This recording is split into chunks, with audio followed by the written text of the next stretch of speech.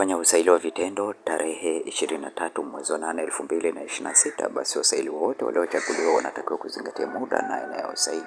Nitakwenda kuonyesha matokeo ya usaili huu ambao uliweza kufanyika tarehe 23 mwezi wa 8 2026.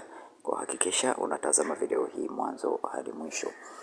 Na aidha, wasaili wote wanakumbushwa kuwa na vyeti halisi pamoja na vitambulisho kwa ajili ya utambuzi. Na matokeo haya ya usaili wa vitendo uliofanyika tarehe 23 mwezi wa 8 2026 ni kwa statisticians 2, artisan 2 plumber na artisan 2 plumbing and pipe fittings. Kwa tutakwenda kuangalia majina ya walioweza kuchaguliwa katika usaili huo. Matokeo ya walioweza kuchaguliwa katika usaili huo ni pamoja na majina haya au listi hii kama jinsi inavyoonekana hapa.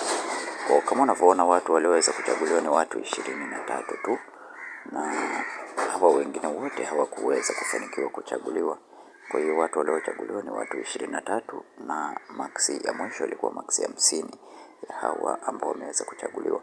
Kuweza kupata PDF ya kisha unajoin katika grupu letu la WhatsApp, link nimekuwekea katika description ya video hii. Lakini pia tukirudi nyuma tuangalie pia artisan 2 plumber. Tutaweza pia kuangalia artisan 2 plumber, majina ya wale walioweza kuchaguliwa kama unavyoona hapa ni majina 27 ya walioweza kuchaguliwa, majina 27 na mwisho wa maksi ilikuwa ni 71.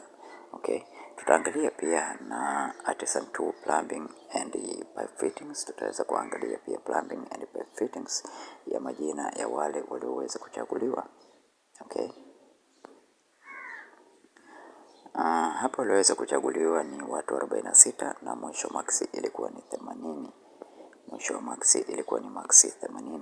Kwa hiyo kama umeweza kuona jina lako hapa, hakikisha unasubiri kupangiwa kituo chako cha kazi, na tuambie katika comment section kama umeweza kuona jina lako. Na je, kama hukuona jina lako na ulifanya interview hii lakini hukuweza kupass, basi usikate tamaa, omba tena nafasi zitakapoweza kutangazwa. Asante na karibu, tukutane tena katika video inayofuata.